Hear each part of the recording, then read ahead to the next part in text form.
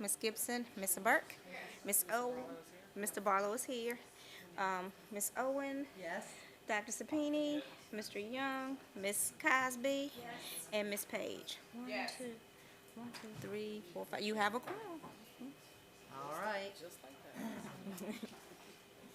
We're going to, you have received by email, which one you may not yet have seen, but you also have at your place an amended budget proposal. Does that help? That shows Thank you. the proposed board revision and therefore the revised proposed budget.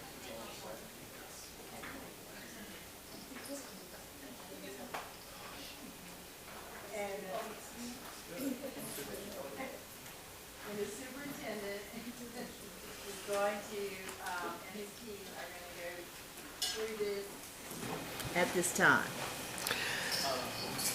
Oh, but Dr. Spini has something he wanted to say because he has to leave early. Okay.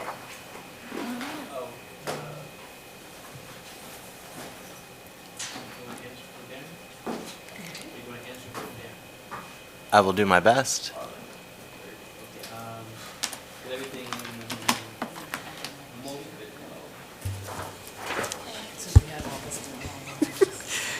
Most of everything pertaining to Priority 5, Okay. which is mostly his. When it comes to the bus drivers, right now, where are we with the numbers? Where are we with their, I guess, evaluation of their conditions or whatever have you, like you did with everyone else? You know what I mean? I'm not sure I understand what you mean by evaluation of conditions. Well, your survey you had. Oh, Yeah. Doesn't everybody get a survey? Right. I would have to check that. Okay. The coordinator facilities assessment person. Yes. Okay. I guess more information about that because from what I'm seeing, it seemed like it does a lot of what he does, Mr. Simmons. And so I'm just wondering if that's a new position and how much overlap is there? Yeah, I can speak to that one. That is a position created at the guidance of the board in lieu of doing an external facilities assessment when we had reported it would be 3, 4, maybe more hundred thousands of dollars. The board's guidance was instead to create a position that could handle that work for us internally. That's what that position would be. Okay. I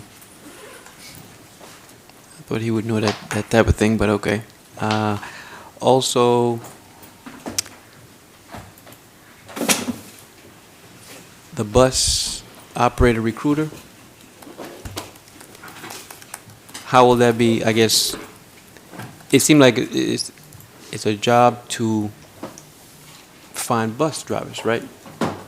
So let's say everything's done, all bus drivers are hired. Now what does that person do? Well, maybe we would make sure that person also had a CDL. So if we're at no vacancies, they could hop on a bus. Because it seemed like it should be part of under HR, which, so you're hiring someone to hire people. Correct.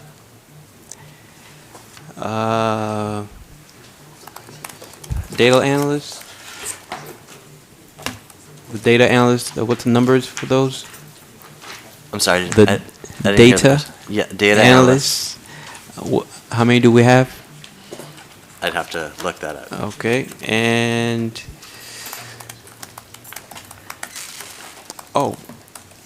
when it comes to the electric buses, Yeah.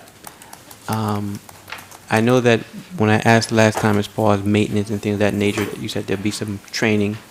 I would imagine that some of the training, because the buses are new, it'd be mostly like minor things, but then because we don't know how long, let's say, the batteries last, and things of that nature, or the effects of it, let's say the battery runs out, how much does the battery cost, and things of that nature. Have we looked into those things so that we know what we're getting into?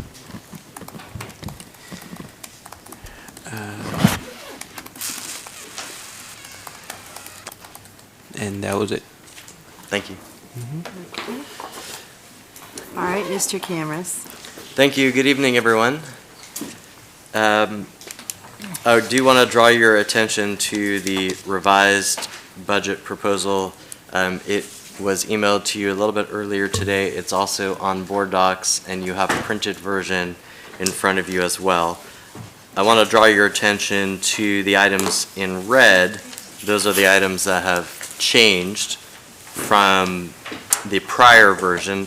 And just to clarify, this is the Excel spreadsheet that the budget presentation comes from, so it is exactly what we've been working with. We added a column to show where there were new school FTEs. We added a column to show where there were new central FTEs. We added a column where the funds were to provide a local match for state funds, and a column for where there was a state mandate. You'll also see on the far right, the second to last column is called Proposed Board Revisions.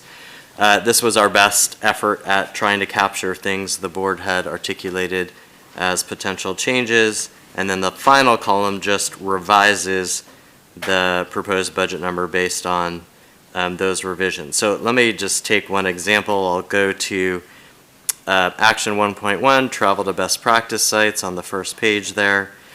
We had proposed cutting it from 25, cutting 20,000 out of it, so that would have left 5,000.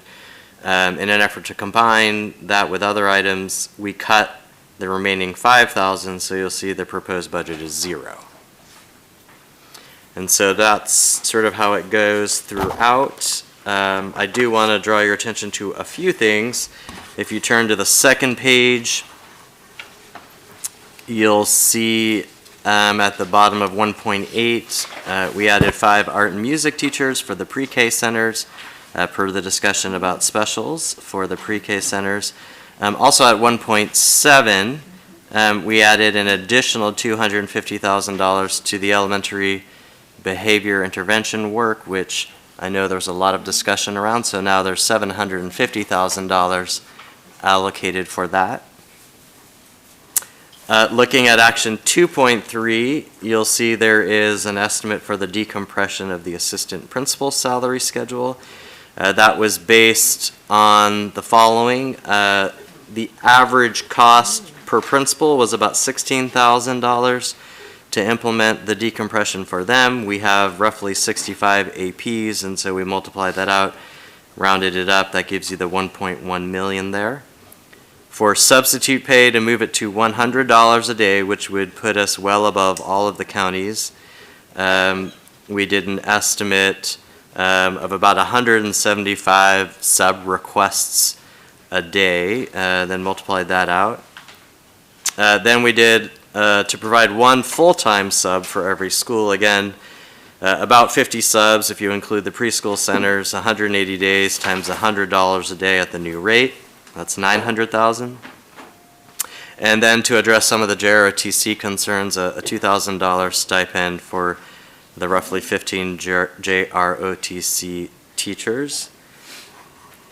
Going to Action 3.3 on the next page, you will see we changed, instead of adding 3 nurses, moved it up to 5 nurses and adjusted the cost accordingly.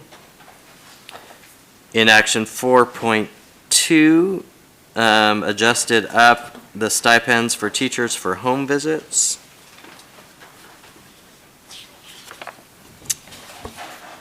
Turning the page to Action 5.4,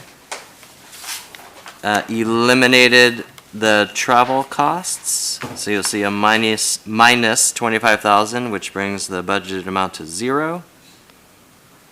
Action 5.4 eliminated one of the specialists, so there's a reduction there. Action 5.8 added in moving costs for the 3 new schools. Which one is that? 5.8 in the red at the bottom there.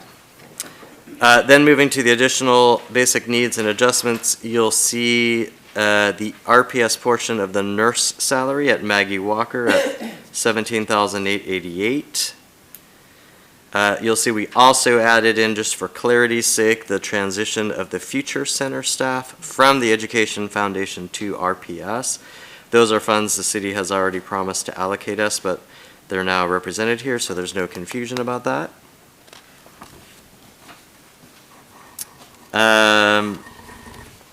Turning to the next page, if you go to the items related to priority 5 towards the bottom, you'll see for the stormwater, we canceled the repayment amount. And actually just above that, we increased, per Ms. Burke and others, the maintenance amount. So that went up $250K, and we backed out the $349K for the arrears payment for the stormwater. We also added in $130K for the legal contract, since I wasn't sure if we would be in a position to make the adjustment, and since we had to do a transfer this year, I wanted to avoid that for next year. And so it brings our total revised proposed increase to 43.4 million. You can also see the FTE count for schools and central. Yes. For the stormwater, I know Mr. Simmons had mentioned that we're going to be on payment plan, so on and so forth. Had we started paying that or no? The city waived our No, I know. entire I know debt. they waived it, but Yeah. No, we have was not. anything We have not paid paid any of the arrears amount. Okay. Yeah.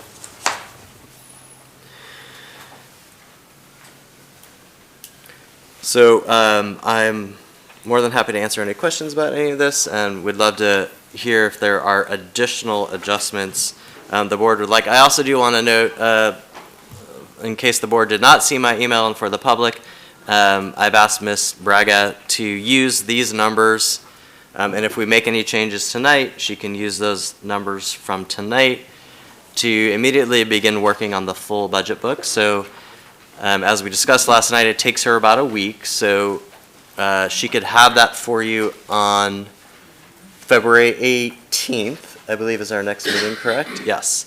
And if we added a meeting on the 24th, as I believe was the consensus last night, then that would give the board another week to review the entire document prior to a vote on the 24th.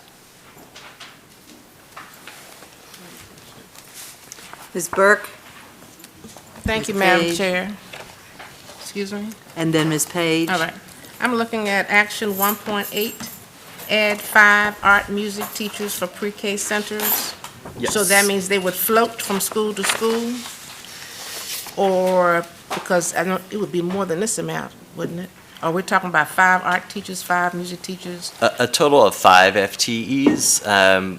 They would likely share schools, so it would probably be a little bit, maybe like 3 music, 2 art, and they would be shared amongst the preschool centers. I have okay, so no PE. We could use one of them for PE, or certainly if the board would request it, we could increase it from 5. And my question is, what's the requirement from the state regarding preschool education having art, music, PE? That I'm not certain of. I would ask Dr. Eppett if she is aware of the state requirement around music, art, or PE for preschool children. I will, good evening. Good evening. I will want to double check this, but it is my current understanding that there is no state requirement for those specials courses in the preschool area. But I would like to confirm that vis-à-vis both Head Start and VPI have different requirements. So I want to double check that, but I do not believe there are any requirements. Just a year or so ago, it was not a requirement because preschool education is not a requirement.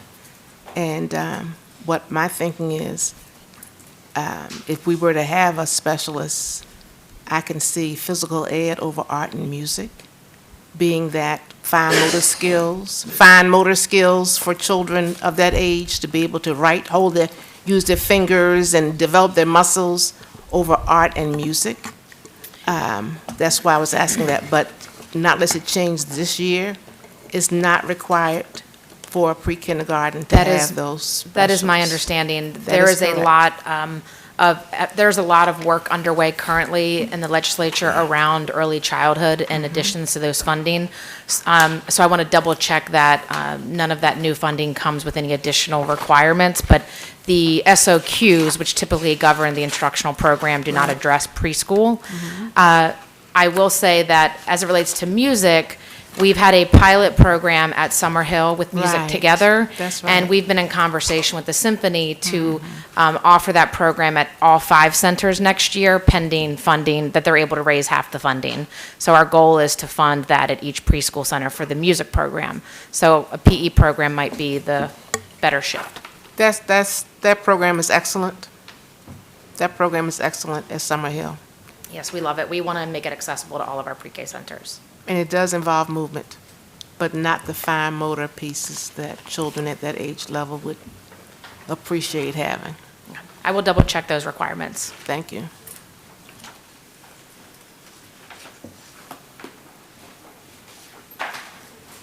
Ms. Page, and then Dr. Sapini. Question, so for the substitute,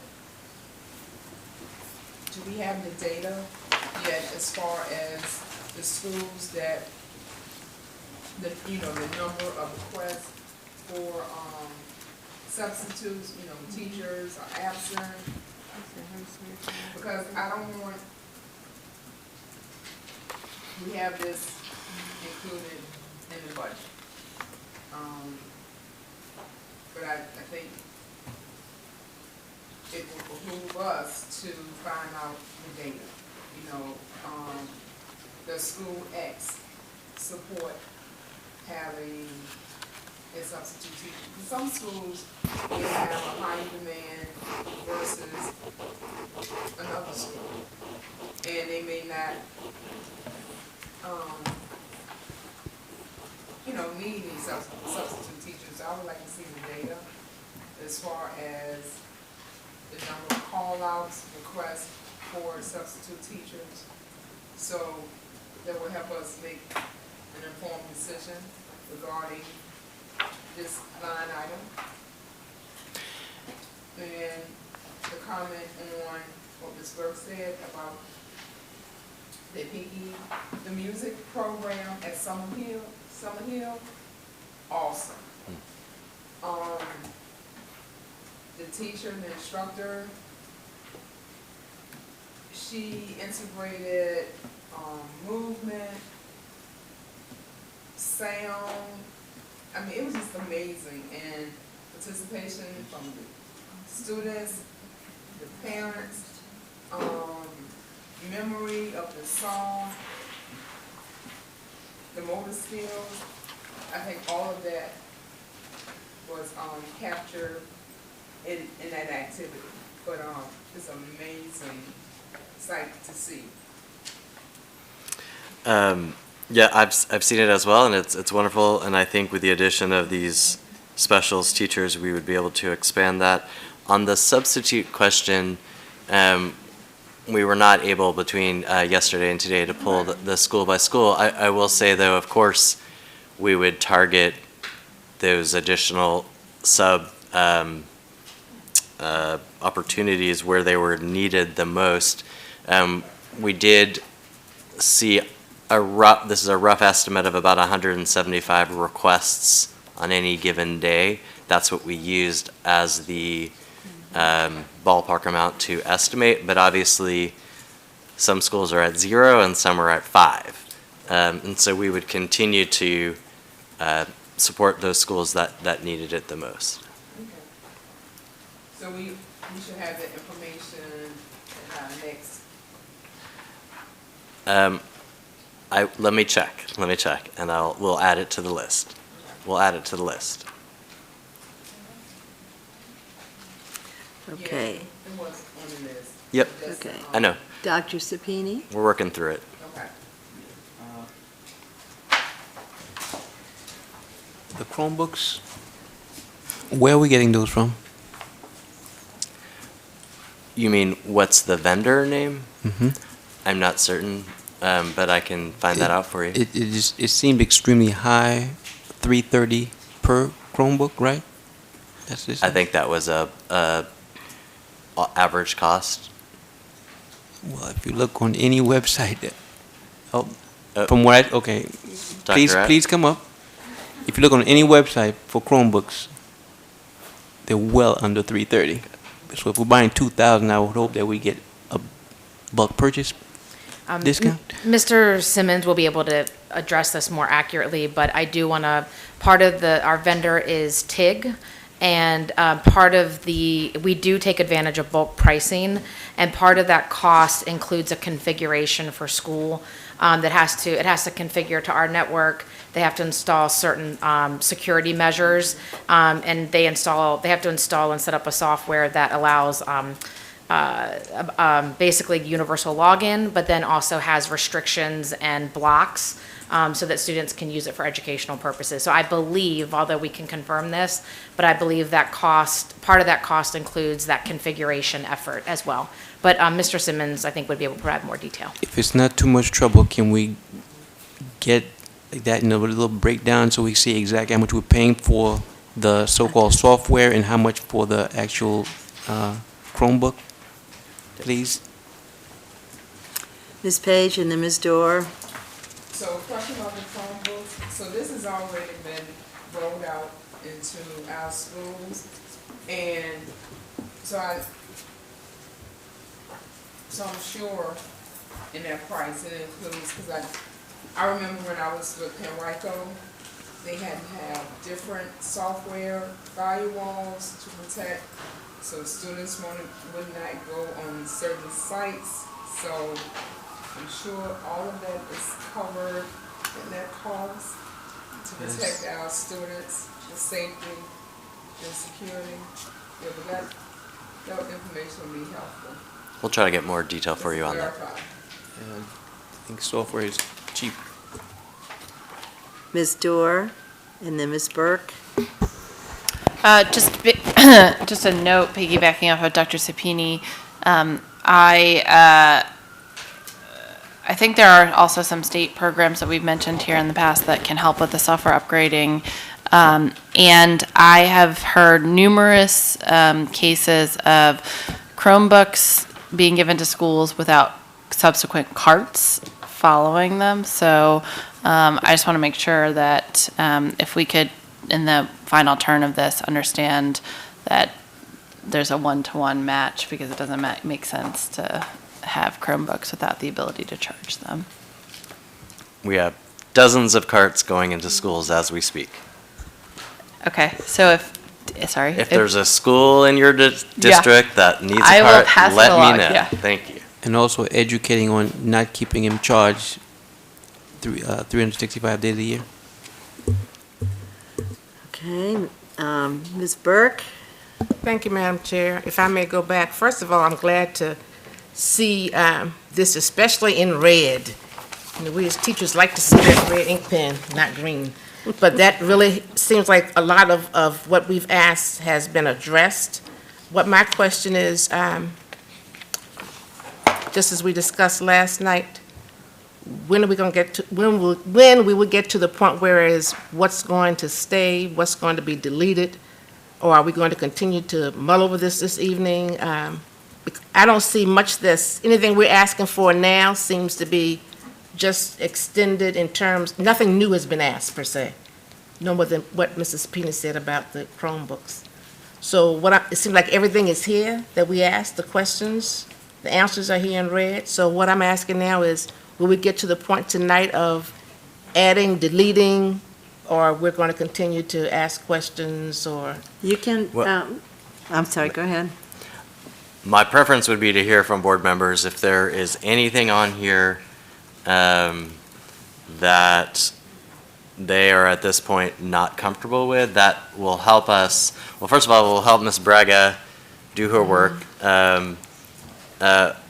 But secondly, I think it will help us focus the conversation. So if there are deletions, if there are additions, obviously this is certainly not the last opportunity, of course not, but the intent of this document was to try to reflect everything that was requested, both on the addition and on the deletion side. I would welcome if there are further thoughts specific to this document as opposed to sort of general guidance. Ms. Burke, you want to continue, and then Mr. Barlow? Yes, please. The substitute pay, the guest teacher pay, since Henrico, I think, pays 80, about $4 more. I was talking to a substitute teacher today in a grocery store. Had no idea it would be up to $100. I think years ago, it was $100. Then it was changed. Many, many years ago, it was $100. So this is great. And our JROTC piece, I'm glad to see that. I hope that we do get to the point whereas we can start eliminating, or otherwise there'll be another meeting, another meeting, another meeting, another meeting. So I hope we can, I'm pleased with what I see, just a couple of areas that I may have questions, but not to add anything new. And we had already just said that we could vote tonight if there's something that you want to present as something to eliminate, that we could do that. Yeah, consensus. Mr. Barlow? Thank you, Madam Chair. Likewise, I like seeing a nod towards the JROTC instructors. I do think that I'd like to, over the course of the next year, like to continue to study their pay so we have a better idea of what types of efforts are being put in. I was a junior ROTC cadet in high school, and those instructors were coaching multiple teams. They were going to all types of activities and things of that nature. So I'm not sure what our coaching stipends look like. This is more than most of our coaching stipends. It is, okay. Yes. That's good to know. The next thing is something that I want to present to the board for as a topic of discussion, because it is our top line item here, and I think it would probably be important for us to nail down our approach with respect to teacher salaries. I know that some of us have expressed interest in increasing those, noting that 3%, while a substantial amount, is also not really exceeding inflation by a large margin for many of our staff. I recognize the step increase as well, which is helpful. So I'm curious to note whether board members have opinions about that. Heard. Okay, Ms. Gibson?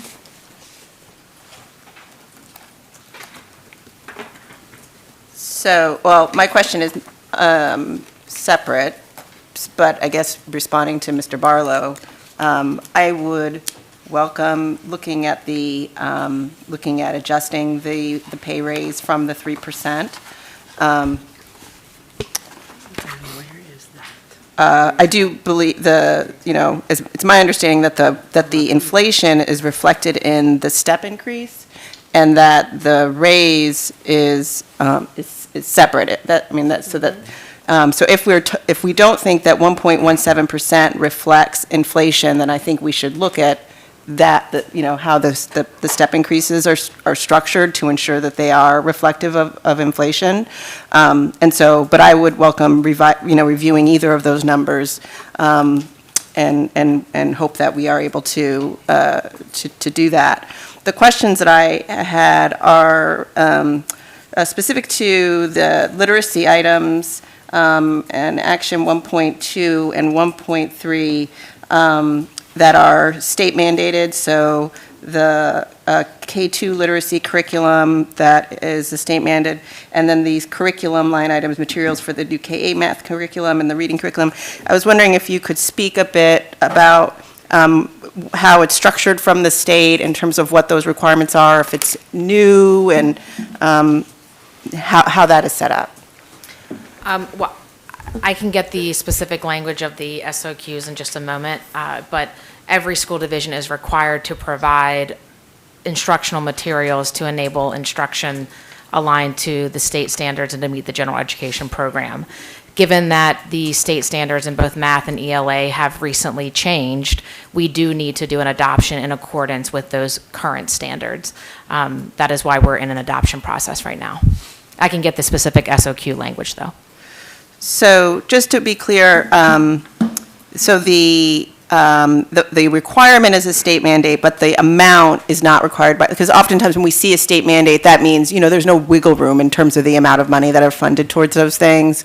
So, so it's not like they're paying half, we have to pay the other half. I believe for items listed as a state mandate, those are not necessarily cost-specific, they're service-specific. Great, thank you. Okay, Ms. Burke? Oh, no, okay. So, to go back to Mr. Barlow. Now, Mr. Barlow, did you have a specific request? Did you want to make it the 4% or the 5%? I'd be happy to start discussion with 5%. I do think Ms. Gibson brings up an interesting point as well about whether we should be modifying the step increase. So in lieu or perhaps in addition, or what kind of combination might make sense. So I'd love to hear input from colleagues. All right, Ms. Gibson? So on that respect, I'm wondering if the administration has any insight in terms of what the step increase looks like at the surrounding districts, if it is, if the 1.17 is typical, and how we fall on that. Certainly we can Google what the typical inflation rate has been. I don't know I'm sorry, is that okay? Yeah. I don't know off the top of my head. I do know, for example, Chesterfield currently has no step increase. That's why they've put in significant funds to do their decompression. We could do some research and figure out with their decompression what the annual amount would be. But I don't know off the top of my head.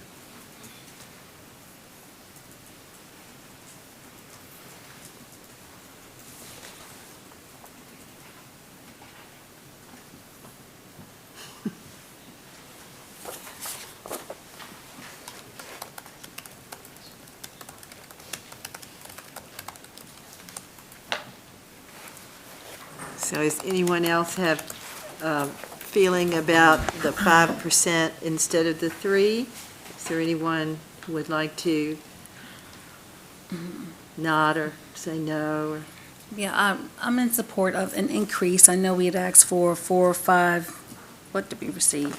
The 4, 5, 6% numbers. I'm in favor of an increase, whether it's the 4 or 5%.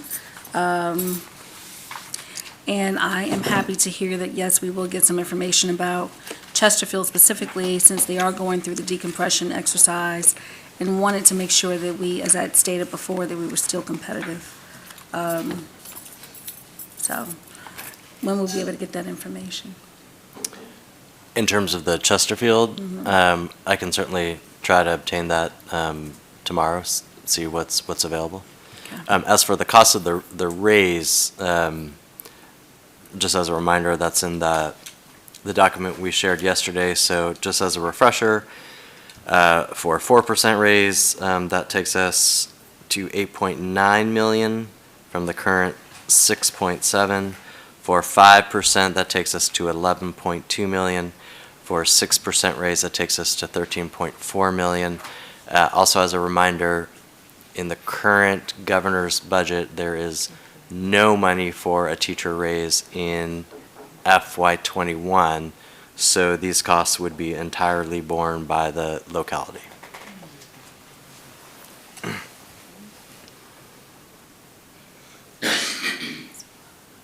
I'm sorry. Ms. Burke, did you?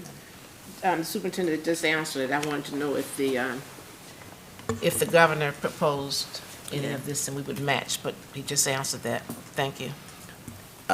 If I may, there are a number of bills currently going through the assembly that would provide funds for a raise.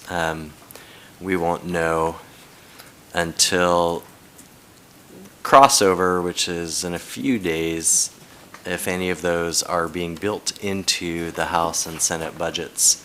I think at that point, we'll have a little bit of a better sense of, is anything changing on that front in terms of compensation? Okay, Ms. Gibson? Thank you, Madam Chair. Another thought in terms of something to consider, so I understand with special education, we are looking to bring on more central office staff and new leadership into the department.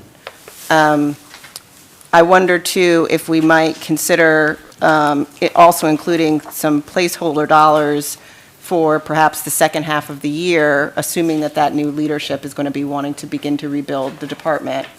In terms of things that we may, that I would be open to eliminating from this budget at this time, you know, and look, I mean, I want to ask for, I want to shoot for the moon, but I also want to ensure that, you know, we are able to do all of the work, because it's not just getting $40 million, but it's also the time and the effort to be able to take on that kind of spend. And I think this year has been a good reflection of the, you know, when we make a big ask, there's a lot of work that goes behind it.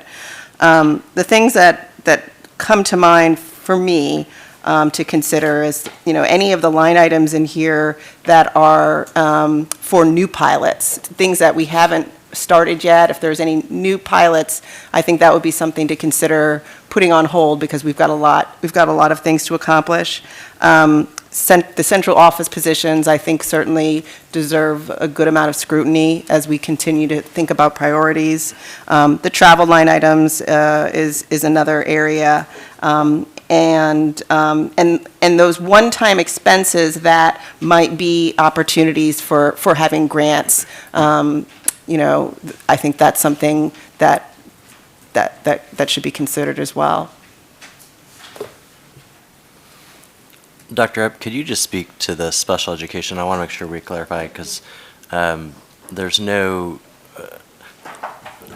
new leadership coming on, so can you speak to that? Correct. We are not proposing a new structure per se. We are proposing adding an associate director to assist the director in managing the department and supporting the director of special education, given the reasons I outlined last night. In addition to the 10 school-based roles, which would be teachers or ICCs, correct? Correct. Okay. Ms. Cosby? Well, have we filled the director? We have an interim director, so I am conducting interviews for that role, yes. So it would be a new person, not outside of this. Sure, I'm just sorry, saying, sorry, it seemed in the context of the budget, yes, Yeah. thank you.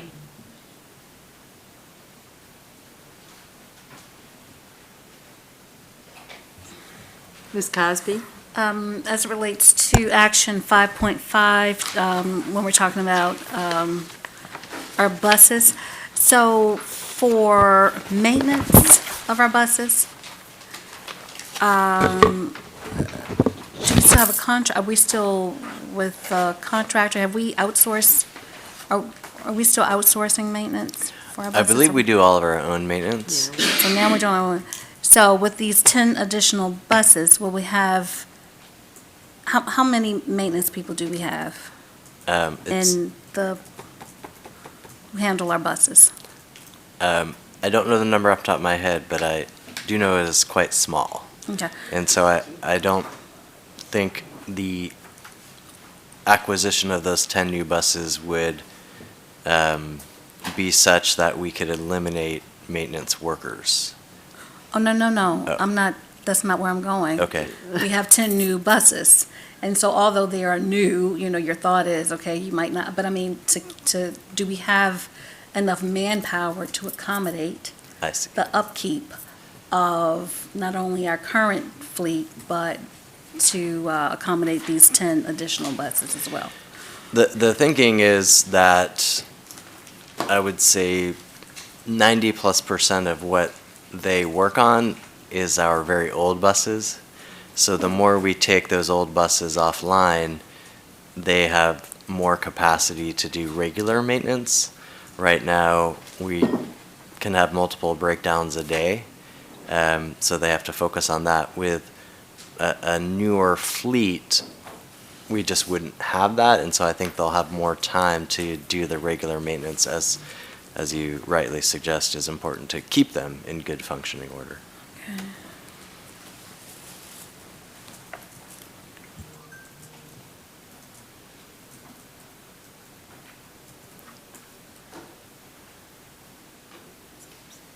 Ms. Gibson, then Mr. Barlow. And I believe Mr. Barlow has mentioned this as well as have I in the last one. So I wanted to also note the inclusion of the additional assistant principal at Carver. As we've been talking about equity, I also flagged, Woodville Elementary School. What are the additional in-school staff supports for those programs? Is I think those are critical positions, and I think that our peers and our constituents would certainly approve and recognize the need to support students in those schools. If I may, just thank you for raising that. I do want to note that all of the new school-based positions, and I think there's 160 something of them, would be directed towards the schools on the high priority list, and we would prioritize the ones at the top of the list first. So Carver, Woodville, Fairfield Court, et cetera. Those are the ones that come in at the top of the list. So all of those school-based positions have those schools in mind. Obviously, some of them are elementary, some of them are middle, some are high, but we have tried to sort of design the whole budget with that lens in mind.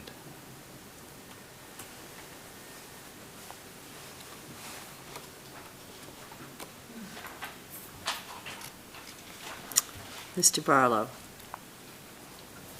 Thank you, Madam Chair. I had also planned to note the issue of the AP at Carver. I appreciate that feedback and certainly understand the desire and effort to ensure that these staff members are going to the schools with the greatest need. This issue in particular has been, with respect to the AP, has been brought up last year and this year. So I'm curious to know if there's a specific rationale that we should discuss, or if there are comps, so comparisons for other schools that have additional administrative support, because my impression is that some similarly situated schools do have an extra AP, so it would be helpful to have that information before we convene next time. And then I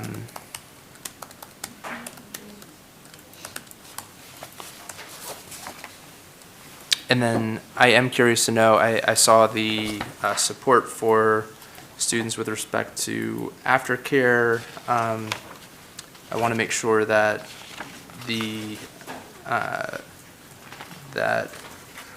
that students, and I brought this up before, but economically disadvantaged students in particular who are being zoned into other schools are still receiving a high level of support. So I'm curious to know what our general thought process is with respect to students such as those, because I don't want them to fall through the cracks as we focus our equity efforts on other schools.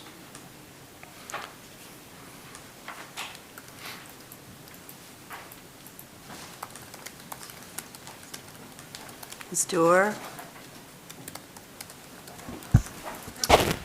In terms of specific things that I would want us to consider removing from the budget and/or consolidating in narrowing down the 28 new central office positions, I think there's an opportunity to potentially combine some of these positions into one. So one that comes to mind is the trauma-informed practices lead and the coordinator of out-of-school time partnerships. It feels like there's a lot of organizations working on after-school time. There's a lot of organizations working on trauma.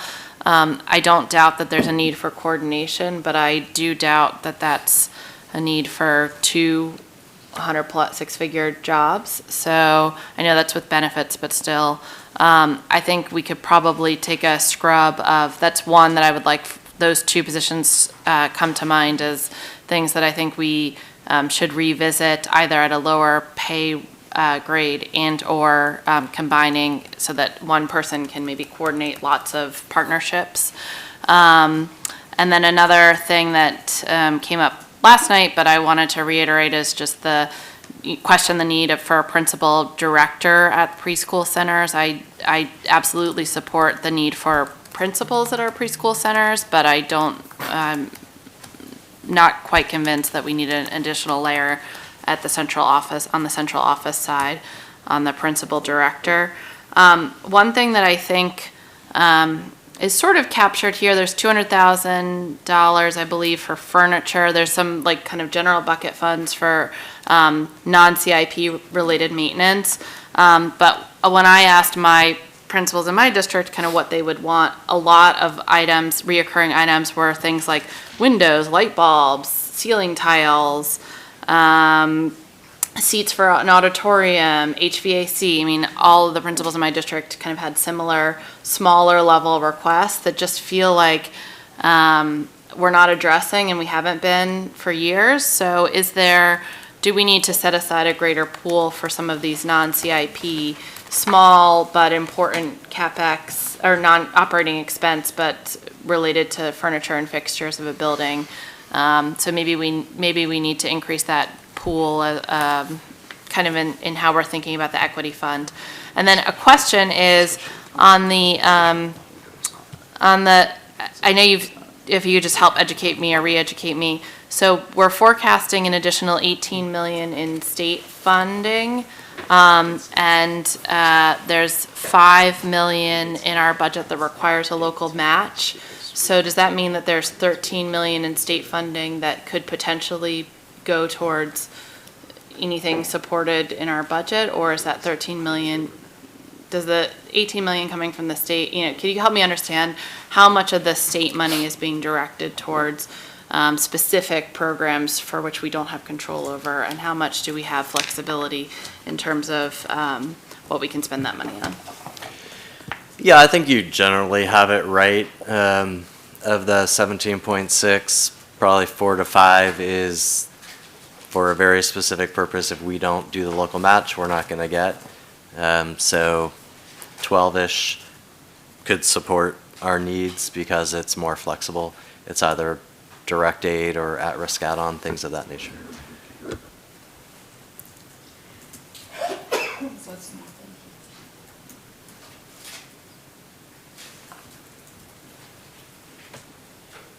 Ms. Burke?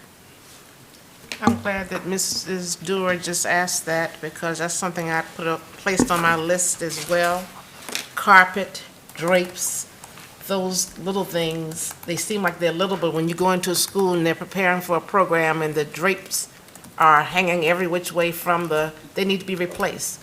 Or going into a office or a room and the carpeting is all torn up, so where would that fall?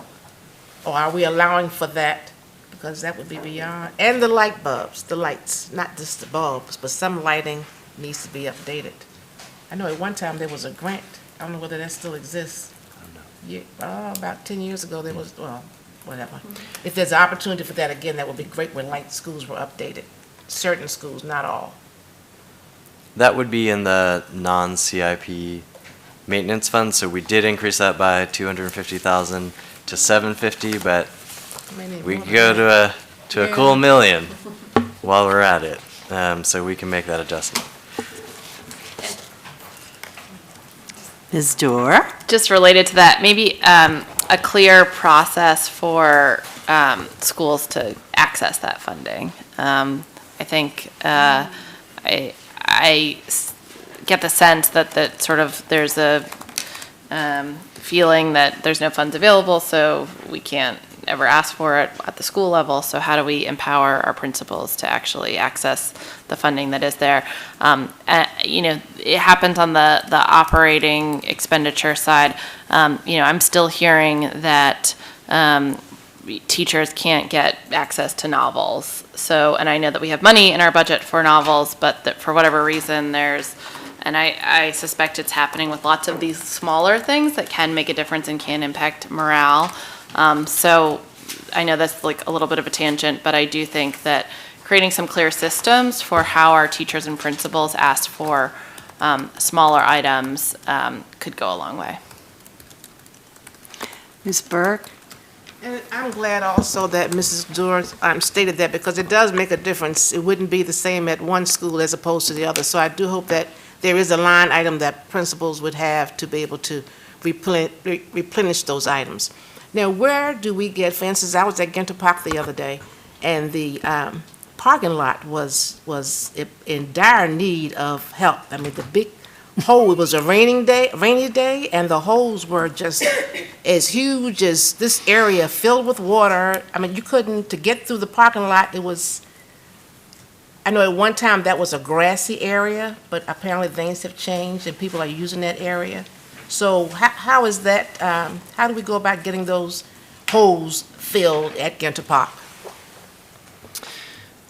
Typically, those kinds of things are CIP funded, and so there's sort of a, not sort of, there's a prioritization of sort of roofs and heating and cooling and whatnot before we get to those items. But let me take that back to Mr. Hathaway and get a fuller understanding of that. Yeah. And of course, we know about the flooding at Reed. Yes, we do. Just make sure everybody knows that we do know about the flooding at Reed, and I understand it's going to be a very expensive proposition. Just to clarify, the flooding outside of Reed. It's outside, but the children, when they try to get into the building, have to walk through flood. So, if it just wouldn't rain. Okay, I want to put something out here about the furniture, and this is a question, and I don't know. We are getting new furniture in 3 new schools, and so we have old furniture in those 3 old schools. Now, some of it needs to get thrown away, and I'm not sure what the process is for doing that, but some of it is perfectly fine, and so does it go in a warehouse somewhere? Is there a procedure for schools that need 5 new chairs or 3 new desks? I mean, we've had people tell us, you know, we don't have enough chairs or they're broken, because we're going to have some in pretty good shape. So I see we have this line item for new furniture, but we're going to have a whole lot of furniture. Basically, what you said is exactly what happens. It will go to the warehouse, and then we will make it available to our existing schools. We added this line item because the board had raised concerns about hearing from their constituents about furniture in their schools. But yes, we will have some amount of furniture that will be available. As you said, some of it likely has reached the end of its useful life, and we will retire it, so to speak. But yes, there will certainly be some that we'll make available. Because some, as we have added classes, you know, we have bought some new furniture in the last few years. So, and I guess, do principals just say, hey, I need 5 new desks and they need to be such and such a height? And Yeah, you can just go to Yeah, Yep. okay, so that's good. Hang on, students, there will be some desks for you next year. Okay, anyone else? I want the auditoriums. She wants the auditorium seats? And the stage curtains. I'm not sure what kind of shape they're all in, but we've been on those stages here lately, and at least a couple of them look pretty good, so, yeah. Well, excuse me, Go ahead, Ms. Burke. I know that Armstrong was able to get, thanks to Mr. Simmons' beautiful new drapes. Franklin, I'm embarrassed, but the PTA is trying to raise money, but they cost about $23,000 to get drapes. So that's if you have $23,000 through the PTA, you're going to do something else besides getting drapes. So I hope we can do that. I want to go back to what Mrs. Dewar stated earlier about combining those positions.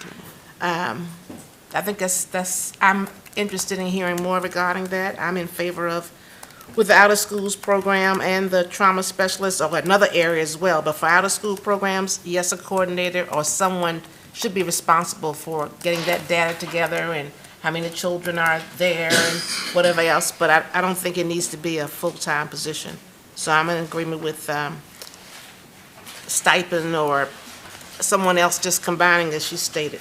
And my other question is, how do we come up with the idea of assistant principals as an additional staff person at Carver? Did the principal suggest that, or was that, how did that come about?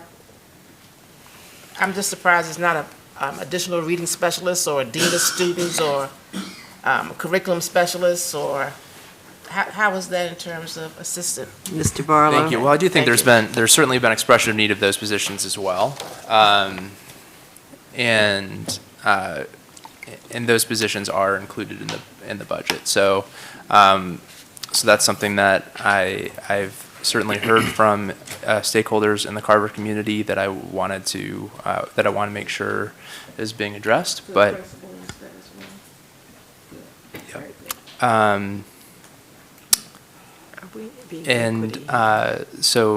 then if you don't mind if I just bring up one thing, Madam Chair, which is Mr. Camrus just mentioned earlier that our coaches don't really get much in the way of any type of stipend. So It's not exactly what I said. I just said right. that Many of our coaches receive less than $2,000. Yes.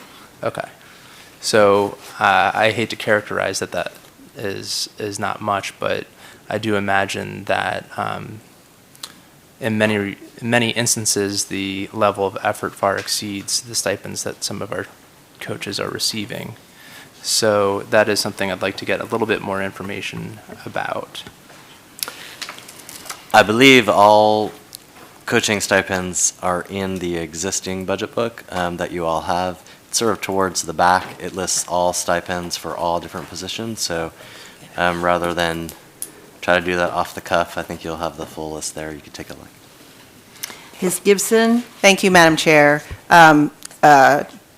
In line with what Mr. Barlow said, I have heard that the stipend, I think, that we offer is perhaps not competitive with the counties. So with that one, I do think it'd be important to also look and see what the counties are offering to ensure that, we're able to maintain those staff members who are interested in doing that.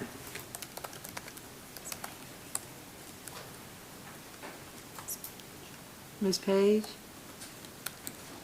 Yes, I also would like to concur with our colleague, Ms. Dorr and Ms. Burke, as far as combining some of those positions that can be combined. They sound like more of wants versus needs. We have so many needs in this district that we need to make sure that our children have the support, such as the reading specialists, literacy, math, science, and all of that. So, but like the trauma sites, is there any information or has there been any research as far as grants that maybe can support those efforts, and then I saw something about, for the advisory council, like, I think it was material, but computer has shut down. But, I think it said materials and food for like advisory council. And then materials for communication, like the specialist schools. Help me to understand that, 'cause I'm not really understanding that. But yes, so the bottom line, I agree with trying to combine some of those positions as much as possible. You know, that person may receive a stipend because it's, you know, they have extra responsibilities. I mean, I definitely support in the pre-K centers, the lead, changing their titles to principals. But as far as the principal director in the pre-K centers, that sounds more of a want. When we have other needs that we need to address in the district regarding reading, math, and so forth. So, I concur. Ms. Cosby? Thank you. Just for some clarification, I want to go through some of these positions whereas we have maintained, and I want to know which ones we've actually filled and which ones we have not. So, 1.3, maintain 3 division literacy specialists. Have we filled those positions? Yes. Okay. All right, maintain manager, college and career pathways, we filled it. Yep. All right, maintain specialist, special education redesign. No. All right, maintain specialist English learner support and redesign. I think there's a hire pending Oh, on higher that. pending, I'm Yeah. sorry, I see that one. Maintain manager alternative education redesign. There's a hire pending on that one. Doesn't say that. Okay. Maintain specialist professional development. I believe there's a hire pending on that I see one. it, Okay. Maintain 2.4. RTR coaches and related training. Yeah, those are all filled. Filled, Yep. okay.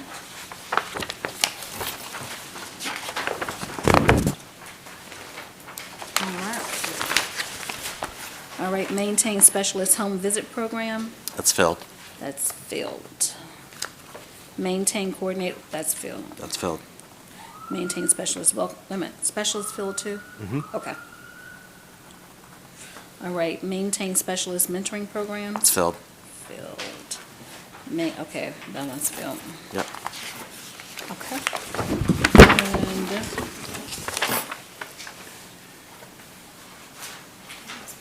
Yeah, see her. But she's still going. oh, is that one filled? I'm sorry, I was getting it confused. Yep, all those were Yeah, filled. yeah, yeah, Yep. okay. All right. Okay. Okay? Maintain director, that's filled. Yep.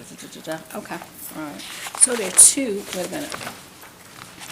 There, 1, 2. There are 2 that have not been filled yet. Okay. I believe so. How many?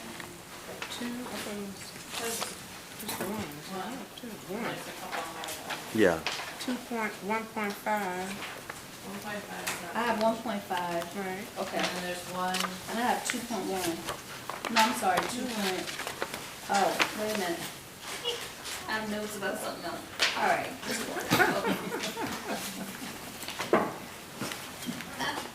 Ms. Page? So, Madam Chair, are we at the point, this work session, that we are ready to, like, consensus of what items to Whenever keep, you- take away? Whenever somebody proposes and other people are good with it. I just do have some information. So some of the more detailed data that we've asked for, when will we receive that? We're working on all of it. As soon as we can have it all put together, we'll get it to you. My hope is over the next couple of days, we should have a lot of the questions answered. I think some of the more data-heavy ones might take until our board meeting on Tuesday. But we'll try to get as much as we possibly can. Tried to hustle over the last 24 hours to get some of the critical things I know the board had asked about. Yeah.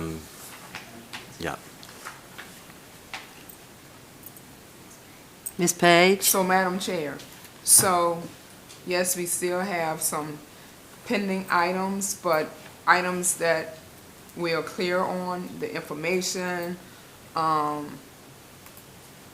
budget, proposed change and so forth. Are we at the point we can at least start? And then it would not be as much to tackle when we receive Yes, the ma'am. information that we're expecting to Yes. receive? Yes, If my colleagues are in agreement yes. to start. What are you proposing? I'm proposing to start items in the budget that we support and items that we do not support with the Do you have a information. specific one that you would like to say, you would like your colleagues to nod or shake their heads or say sure or? If I may, just from the Yes. administration's perspective, I think what would be most helpful is if there's anything, it would be helpful to know, starting tonight, if there is consensus around a change from this document. So I'll give an example. I think there's a consensus around the principal director for the preschool centers not being critical. I hear that loud and clear, so in the next iteration, that will come off. That level of specificity is very helpful, rather than sort of broader general comments. If there is a specific item that either should be added, deleted, increased, decreased, that would be helpful to have that discussion, or at least start that discussion tonight. So I do have, I mean, I can start. Okay, Ms. Page, please do. In action 1.2, the support for the literacy curriculum, some literacy, so all in that area. 'Cause I think that's critical for, for our young people to have a solid foundation Okay, in early childhood literacy. And if my colleagues support that, that can be the second okay, support. everybody? Again, I think, just so that I have clear guidance, it's most helpful to know just what would you like changed. So I'm going to assume unless we hear about a change, there's general consensus. So I'm grateful to hear the support for the literacy, but again, if there's something specific that you feel this is too much, too little, missing, shouldn't be here at all, beginning to kind of narrow down the specifics would be really helpful. So,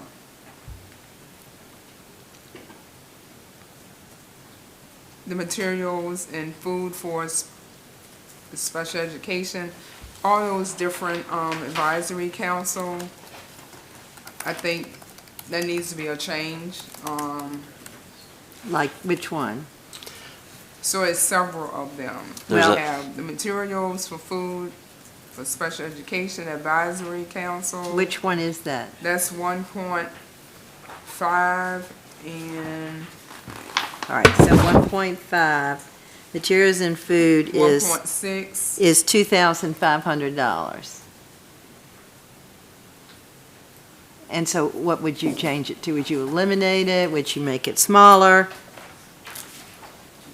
I would say at least make it smaller, or either look at other alternatives to support that initiative. I mean, because that work is critical. We do have people devoting their time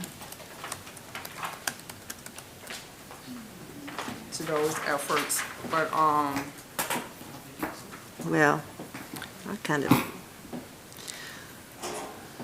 so my assumption is that we budgeted 10,000 last year, and we've spent some, but not much. Is there anybody in here who can you know? Yeah, that's why we've reduced it. Reduced it to I'm- 2,500? I'm glad to reduce it further. We like to try to provide food where we can I after school. understand. But it's not essential. It's a The little- world will not fall apart if we reduce Maybe it. reduce it. Glad to do that.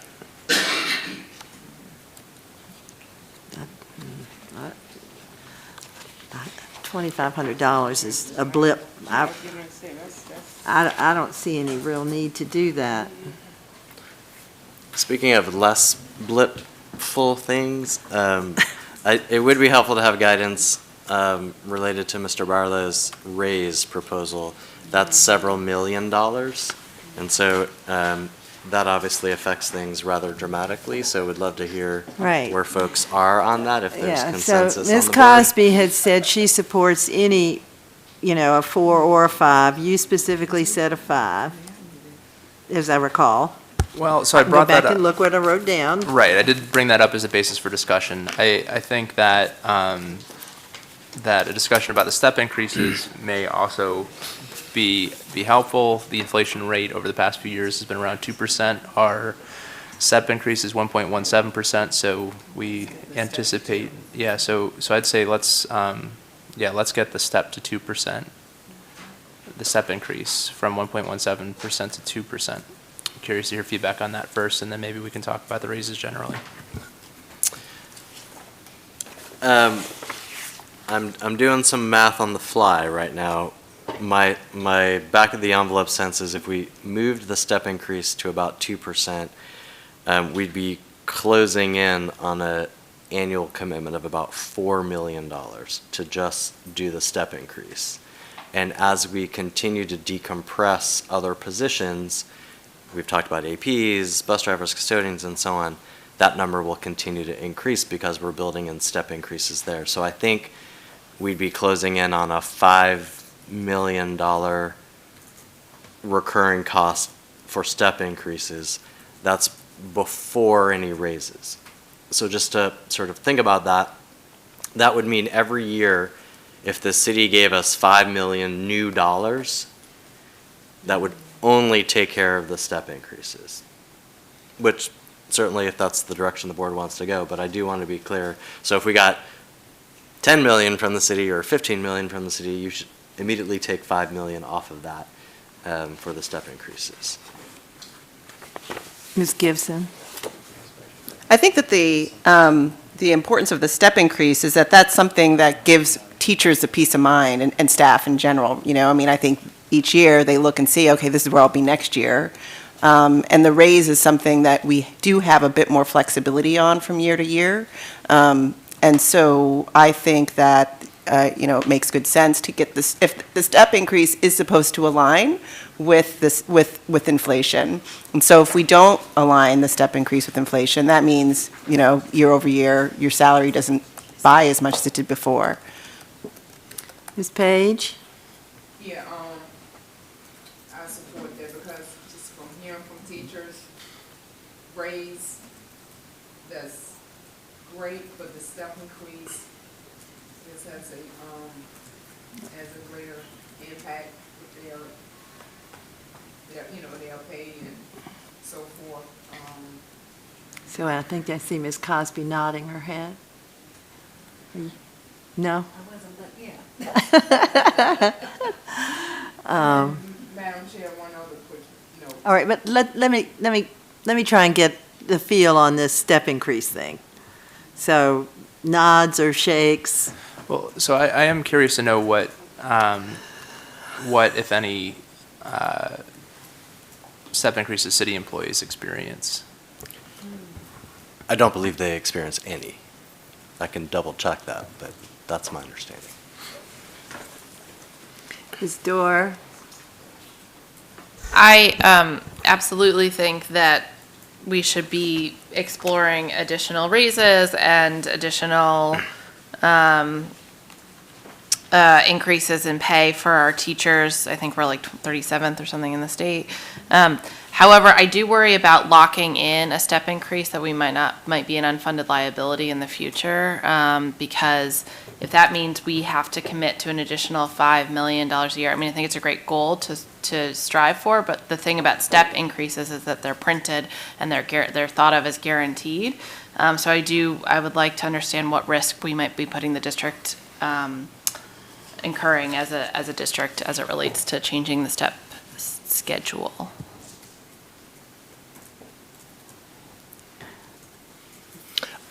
Look, I would love to have a 5% step increase and a 30% raise increase, honest to God. I think the board needs just to weigh,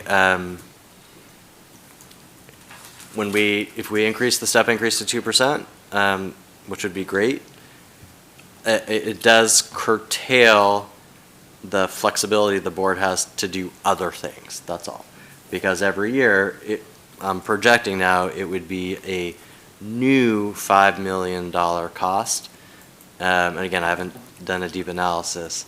And so, if you wanted to add more reading specialists, that eats into the district's ability to do so. So they're all worthy, laudable objectives. I just think the board would have to weigh how much do they, as using your words, want to be locked in versus having some of that flexibility.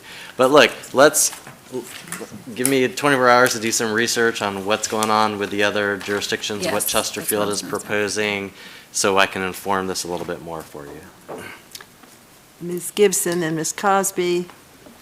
So I just want to, go back to our goals, and teacher retention and staff retention, I think, is a critical one. And so I'm eager to find out what our teacher retention numbers are. And, while it's always nice to be able to bring more people on, the district incurs a cost when we lose people, and the students lose, and we need to do what we can to ensure that we are able to keep our talented staff year over year. And so I think that, by making that commitment to see that happen as a priority year over year, I think is critical to do. I would just say one thing real quick. We don't have to go from 1.17 all the way to 2 either. So I think finding out about what other folks are doing would help inform, so maybe we don't need to make that big decision tonight. Mr. Barlow, then Ms. Dorr. Thank you. And, well, I think that's a valid point. I do hope that we can get a little closer to inflation with this goal. And I do think that we should have a public hearing on the 24th. I know that was a point of discussion because this is a significant line item. It's one that I imagine many in the community will have an opinion on, particularly our teachers, with respect to which would be preferable and whether what we see here is sufficient. So I would like to advocate clearly that I do think we should have the noticed hearing as we discussed last night for Okay, our last meeting. can I see nods or head shakes? Yes. Okay, so public hearing. So now I know we're having a meeting on the 24th. We haven't actually voted for it, but if we're having a public hearing, we're certainly having a meeting on the 24th. Write that down, Ron Carrington. Write that down, Samuel. Having a meeting on the 24th. Okay, Ms. Dorr. Just added to the research that you're going to put together on the step increase, and part of my ignorance, but is best practice to tie it to the rate of I'd love to understand is best practice to actually tie it to the rate of inflation. It would be helpful to understand exactly what I wasn't around for the, I was supportive of, but wasn't around for, many of us weren't around for the actual initial decompression, so it'd be good to understand what the logic was in instituting that initial salary schedule and kind of where we are today. From, Matt? That was money. That was just flat out, because whatever that is And it happened in almost every district in Virginia, speaking as a person who was actively teaching at that time. One of the things they said was, oh, well, we didn't really mean that you get your step increase every year, so we're going to not give that to you this year and maybe not next year. And it was just flat out, I mean, it was, yeah, and it was all money.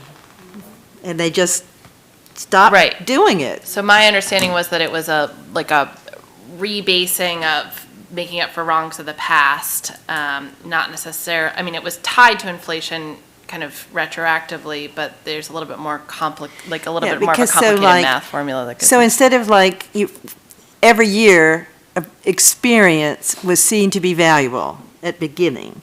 And so when you went from being a first-year teacher to a second-year teacher, that first year, you gained. So we gave you a little bit of a raise. And every year we did that. And then the next thing you know, you didn't get a raise until maybe you'd been there 5 years or 8 years or 10 years.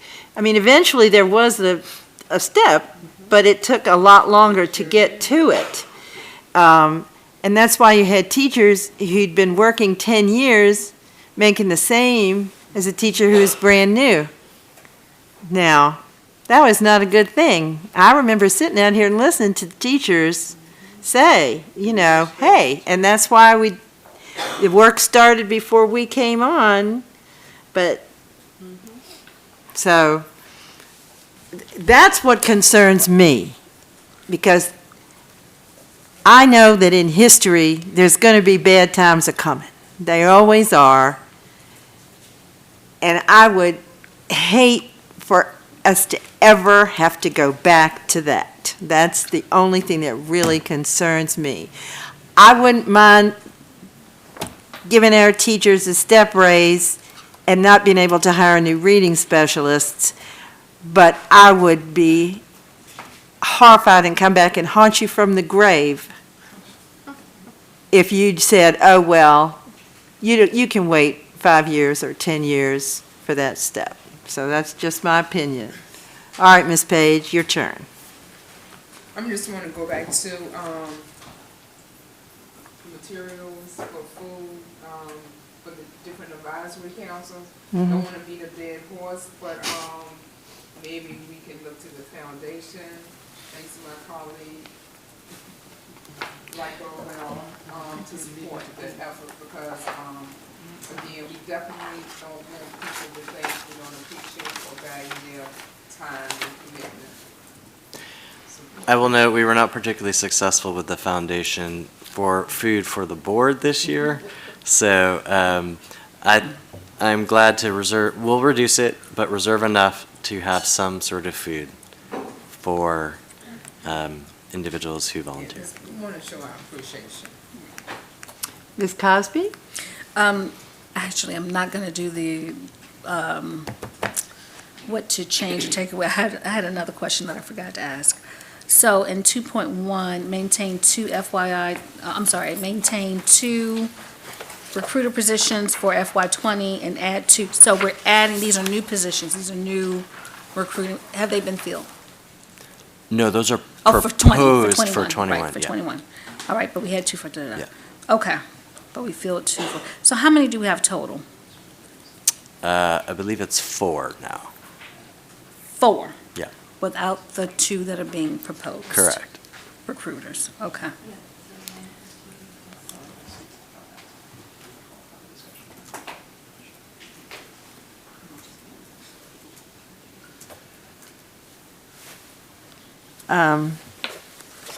I just, since nobody else is raising their hand, I had a big question about upgrading the licensure specialist to full-time and full-time becoming $96,000.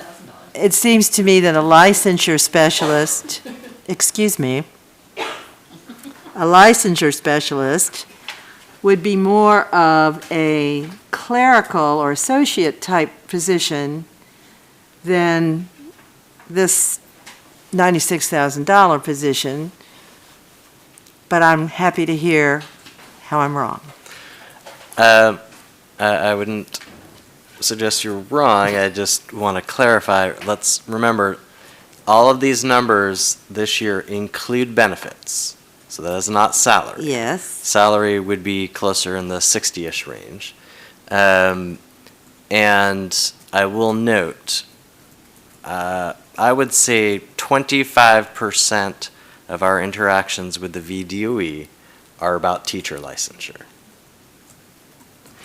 So this is a massive body of work that is very complex because it involves a lot of different policies, reports, very close attention to detail.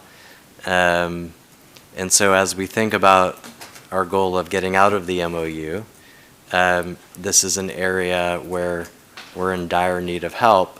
We have had to ask the state for extensions from time to time because we simply don't have the capacity to meet some of their requests. So I'm glad to look elsewhere to find savings, but this is one I think is important for us to have, particularly when it comes to the MOU.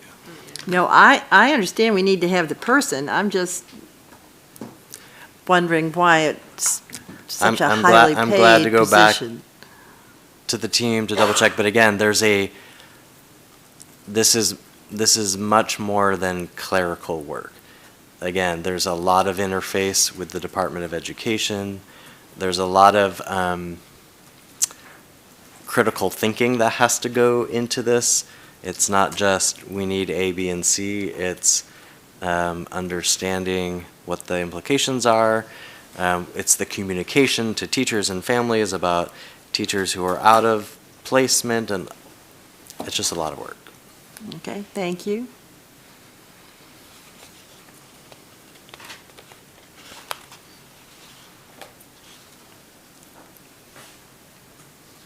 Are we done, folks? Yes. Okay. I adjourn this meeting. Thank you, Madam Chair.